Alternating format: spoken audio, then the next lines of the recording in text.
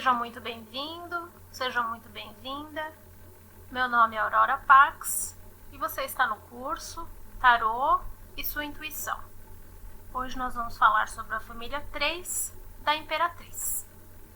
Aqui nós temos uma imagem das lâminas da família da Imperatriz, que é a família 3. Então, os arcanos maiores são o Enforcado, que tem o número 12, 1 mais 2 é 3, por isso ele é da família 3. O Mundo, que tem o número 21, 2 mais 1 é 3, por isso ele é da família 3. E a Imperatriz, que dá o nome à família, que é o arcano maior, número 3. Os arcanos menores, então, são os 3, o 3 de copas, o 3 de paus, o 3 de espadas e o 3 de ouros. Aqui a gente tem a lâmina do enforcado, que também é muito comumente chamado de o pendurado.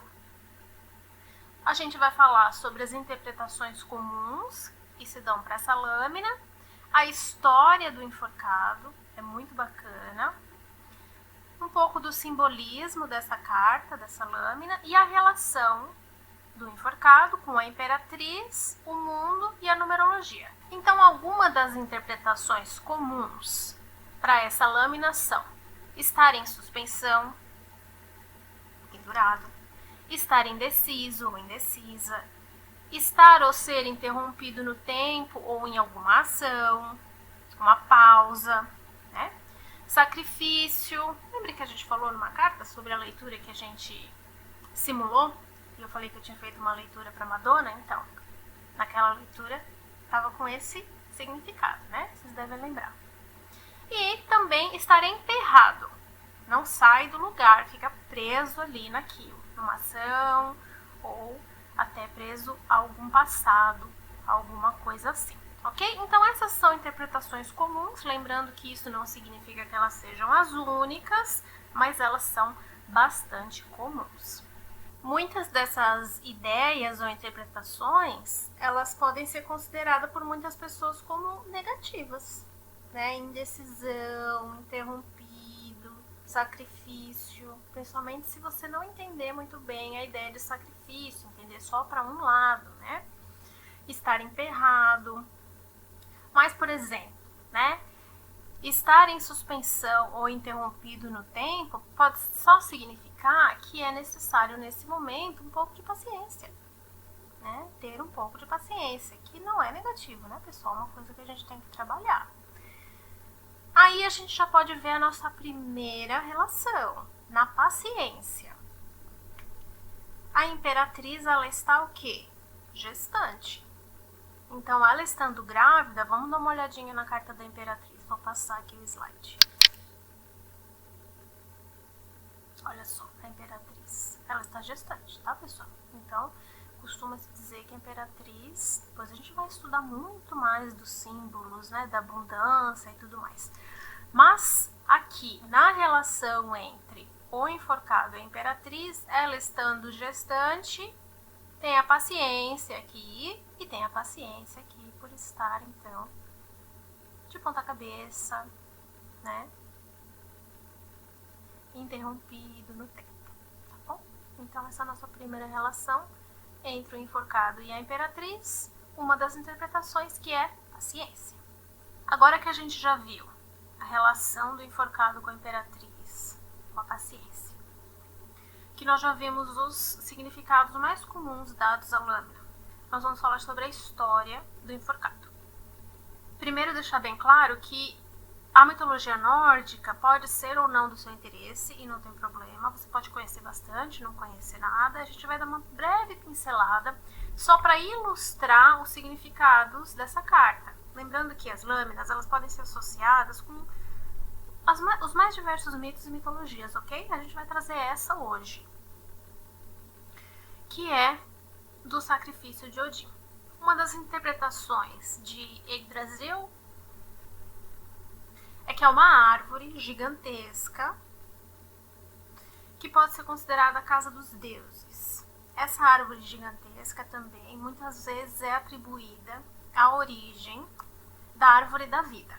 E teriam então 9 reinos em Yggdrasil. E um desses reinos seria então dos humanos. E o reino dos humanos estaria onde então? Na Terra, certo? O reino dos humanos aqui na Terra. Na casa dos deuses, então, um deles seria qual? Seria Odin, né? E em Yggdrasil, nós teríamos também as 3 Nornas, ou Norns, que são as anciãs que regulam o destino usando as runas. De uma maneira muito simples, as runas elas são símbolos que se parecem um pouco com um sistema de escrita, mas na verdade é muito mais do que isso, tá bom? Não há necessidade de a gente se aprofundar nesse tema nesse momento. Como as Norns ou Nornas usavam essas runas para regularem ou decidirem o destino, Odin queria controlar o destino. Então ele queria essas runas. Como é que funcionava isso, né? As Nornas, elas entalhavam ou esculpiam as runas, esses símbolos, nas árvores da vida, Yggdrasil. E era assim que elas enviavam essas informações, vamos chamar assim, para os 9 mundos ou 9 reinos. E assim que as coisas aconteciam, de acordo com as runas que elas decidiam, esculpiam, entalhavam e enviavam para os 9 reinos. A princípio, o que se diz é que Odin queria as runas por um propósito que seria positivo. Ele tinha boas intenções a princípio, né? Ele queria cuidar das pessoas, ajudar a raça humana, os deuses, etc. Né? Então, o que ele fez? Ele tomou a decisão de se pendurar. Então, foi ele mesmo que se colocou nessa posição aqui de espera, de paciência, de contemplação, né? Se pendurou por 9 dias e 9 noites e ficou ali num estado entre a vida e a morte. E aí, estando então nesse estado que ele mesmo se colocou entre a vida e a morte, também aconteceu uma coisa muito interessante com ele. Ele foi espetado na lateral do seu corpo. E vocês podem lembrar, se vocês conhecem um pouco do cristianismo, que essa história, então, de estar pendurado, no caso de estar de ponta cabeça, né, um pouco diferente, mas e ser espetado na lateral do corpo, tem muita similaridade aí, então, com essa mitologia e a história de Jesus na cruz, certo? Então, aí fica esse detalhe aí. No entardecer do 9º dia, ou seja, chegando à 9ª noite, ele viu da onde ele estava, abaixo dele, tinha o Poço do Destino, Urd. E esse Poço do Destino, no fundo, tinha as runas. Então ele viu as runas ali e conseguiu pescar, conseguiu pegar ali as runas. E com isso ele conseguiu, tendo as runas, né, mudar muitas coisas. Conseguiu ressuscitar pessoas, ele conseguiu encontrar o amor, ele conseguiu curar os doentes. Olha o paralelo aí, né, com aquela história que a gente já tinha comentado antes. E todas essas coisas maravilhosas porque ele tinha então essas runas na mão. Ok? E ele se tornou o quê? Um poderoso feiticeiro, o grande soberano, um dos maiores governantes entre os deuses. Lembrando que essa história tem muitas variações. Dessa maneira se aplica a nossa lição aqui para a carta do enforcado, ok? Mas ninguém precisa se apegar muito a isso, mas realmente tem aí uma moral para a gente pensar sobre o que aconteceu com ele, sobre as nossas vontades, sobre o ego, sobre a paciência. É muito bacana. As mitologias ensinam muita coisa pra gente. Fazer esse paralelo entre a mitologia do sacrifício de Odin, entender o que é sacrifício, né? das várias possibilidades dessa palavra, né? E, de repente, aplicar esses sentidos para a carta do enforcado, ok? Então, se a gente olhar para essa lâmina, a gente vai ver o quê? Tem aqui um halo ou uma auréola, né? Na cabeça. E tem uma fisionomia como? Como que tá o rosto dele? Tá sereno, né, gente? Calmo, tranquilo. Muito importante, então, nós temos esse símbolo aqui, ó. A árvore, onde ele está pendurado, nós temos o que se parece com uma letra T. É o Tau, que significa cruz, na letra final do alfabeto hebraico, que representa aqui conclusão da criação. É também o emblema do infinito. Muitas interpretações para a cruz, né? Então, a cruz de Tau, ela está presente também, quem quiser se aprofundar um pouco, nas visões de Ezequiel, como um sinal de libertação, liberação, absolvição, proteção, um símbolo que era colocado na testa das pessoas, né? É um símbolo muito poderoso e essas são apenas umas das muitas interpretações, ok? Então vocês podem escolher qual ou quais dessas mitologias mencionadas aqui que vocês querem se aprofundar, lembrando que não tem uma mais certa que a outra, uma que se aplica mais, todas elas vão trazer aí esses fundamentos, ok? Eu sempre gosto de mencionar a aurora dourada, vocês estão acostumados aqui, né? A ordem hermética. E esse símbolo aqui está associado também à letra grega θ, que é um emblema da morte. A gente vai fazer um trabalho muito legal com morte. Esse dia vai chegar, aguardem com paciência. Lembrando que a morte é essencial para os iniciados. O que é a morte? É o recomeço. Você morrer para o seu antigo eu, libertar-se do seu ego no sentido de as vontades que não são do seu eu superior, né? Então, nesse sentido de morte, para os iniciados da ordem da aurora dourada, então, era usado θ, que é uma cruz com um círculo, que é o emblema da morte, nas cerimônias de iniciação. Muita coisa bacana aqui para o nosso enforcado, não é mesmo? Vamos ver aqui um exemplo, então, de uma leitura, se a gente for focar na interpretação do sacrifício, né, na vida moderna. O que é o sacrifício, né? Será que o sacrifício é sofrimento? O que é um sacrifício com propósito? O que é uma vontade do ego? O que é uma vontade superior? Vamos pensar sobre isso ao retirar essa lâmina, ok? Então vamos supor que a pessoa está fazendo um estudo ou voltou a estudar, mas ela também trabalha, então existe um sacrifício aí.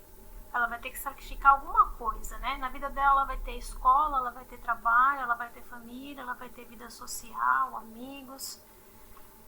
Se a gente pensar o momento planetário que a gente está passando agora também, quais são os sacrifícios? Quais são os propósitos? Então, esse tipo de coisa, tá, pessoal? É claro que aqui eu não vou dizer nem para vocês, e se vocês fizerem a leitura para si, então realmente penetrem ali nessa ideia de sacrifício, pensem nas recompensas. O que você faz? Você já pensa na recompensa? Você tem propósito? O seu propósito está alinhado com o plano superior? O que você entende disso? Quando você for fazer uma leitura para um consulente, evita dar sugestão. Então, se de repente você já tem nas suas crenças aí que a pessoa tem que trabalhar muito, porque o estudo é muito importante, ou não, eu acho que o estudo não é tão importante, tal, é importante não colocar essas suas crenças para consulente ou para o consulente. Eu coloquei aqui algumas imagens simbolizando essas vontades e sacrifícios, o que cada um entende como propósito. Fica aí de tarefa para vocês, então, pensar sobre isso, cada um com as suas reflexões sobre cada um desses temas, certo? Lembrando que dependendo das crenças e daquilo que a pessoa aprendeu ao longo da vida, ela vai ter umas ideias diferentes a respeito disso. Então, se você estiver fazendo a leitura para si, reexamine as suas crenças, entendendo a paciência, entendendo a contemplação, entendendo esse tipo de coisa.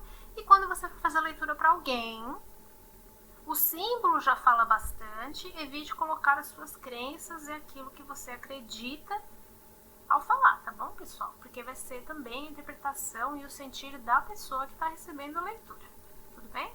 A carta do enforcado. Nós já falamos sobre as interpretações comuns, a história, falamos um pouquinho da relação, numerologia, né, e a imperatriz com a paciência, um pouquinho do simbolismo quando nós trouxemos a cruz e tal. Vamos ver mais um pouquinho? As calças, vermelho. Vermelho pode significar coisas diferentes, em momentos diferentes, para pessoas diferentes. Por exemplo, amor e também ódio, são dois extremos. Né? A túnica azul, comumente associada à pureza e também à inteligência. Okay? Então veja que no fim se aplica. Todos esses significados, dependendo da interpretação, podem ser usados. A cruz de tal nós já falamos e o halo falamos um pouco. Então a contemplação está aqui em contemplação, atingindo o que? A iluminação. O halo aqui representando a iluminação. Então essa carta é relativamente simples se você olhar. Parece que não tem muitos elementos, mas ela tem muitos significados, muito complexa. É uma das minhas favoritas. Não devia falar isso, né, pessoal? Mas vocês vão ver que com os estudos vocês vão chegar de acordo com as suas interpretações e usos e aprendizados naqueles momentos. De vez em quando a gente tende a favorecer uma lâmina ou outra. Eu gosto muito dessa, sou bem suspeita para falar. Vamos falar um pouco agora das conexões. Estando na família, temos mais dois arcanos maiores, que é a Imperatriz e o Mundo, que a gente vai ver em outra oportunidade. Hoje a gente já viu por que o número 12 está na família do 3. E vamos falar um pouquinho mais da relação do enforcado com a Imperatriz, que é o 3, e o Mundo, que é o 21. Já falamos uma coisa, vocês devem lembrar, sobre a paciência, ela estando gestante e ele estando pendurado. Eles têm aí essa conexão com a paciência, vamos ver outras, ok? Sobre as relações. Hoje a gente vai ver algumas das relações das lâminas e quando a gente for mais a fundo na lâmina do Mundo, na próxima aula, e na lâmina da Imperatriz, também na próxima aula, vai ser uma aula que a gente vai aprofundar um pouco na Imperatriz e no Mundo. Hoje a gente aprofundou bastante no enforcado, certo? Então, a gente vai ver mais relações e voltamos novamente no enforcado, ok? Hoje nós vamos nos limitar a como que essa lâmina faz parte da família, como que essa lâmina faz parte da família, como que essa lâmina faz parte da família. Essa é que dá nome à família, o 3. Essa é o 12. Mais uma vez, qual é a redução de 12? 1 mais 2, 3. Família do 3. Essa é 21. Mais uma vez, qual é a redução de 21? 2 mais 1, 3. Família 3. Uma relação que a gente viu, paciência de estar pendurado, paciência de estar gestando. Outra relação com a carta do Mundo. A carta do Mundo é 21, 2 e 1, que é o inverso de 12, 1 e 2. Essa carta também está numa posição inversa dessa. Olha a perna aqui. Vocês estão vendo essa perna? Olha essa perna. Se você virar o enforcado de cabeça para cima ou o Mundo de cabeça para baixo, eles estão na mesma posição da perna. Alguns autores chamam isso ou fazem relação, além de ser uma posição de exaltação, comemoração, também a dança de Shiva, que é o ritmo da vida e da morte. Não precisa se aprofundar nisso se você não quiser, mas o ritmo da vida e da morte é muito importante para ambas as lâminas. Depois a gente vai aprofundar melhor no Mundo, mas aqui a gente viu essa ruptura que teve com o avanço na lâmina em relação também à história de Odin, que conseguiu a iluminação quando conseguiu as runas. Ou seja, o 12 é o inverso do 21. A carta do mundo está de cabeça para cima, vamos chamar assim, com a perna nessa posição, e a carta do enforcado de cabeça para baixo e a perna nessa posição de exaltação, ou a dança do Shiva, ritmo da vida e da morte. Mais uma relação com a imperatriz, nós vamos ver bastante esse símbolo aqui, já deixando spoiler para a próxima aula, hein? Certo? Aqui a gente tem o que? Uma cruz, ou o tal, ou o T. Olha aqui. O que temos aqui? Símbolo oval. Estamos aqui ambos. Entre outras, pessoal. São muitas relações, mas primeiro a gente vai precisar se aprofundar tanto na imperatriz quanto no mundo, assim como nós nos aprofundamos hoje no enforcado. Ficamos por aqui então. Eu agradeço muitíssimo. Continue exercitando a sua intuição, faça leituras para si. Quando fizer leitura para os outros, lembre-se que os símbolos falam por si, deixa a pessoa ter o sentido dela também, não tente controlar e, mais importante de tudo, não coloque as suas crenças pessoais na leitura. Um grande beijo, nos vemos na próxima. Salve luz!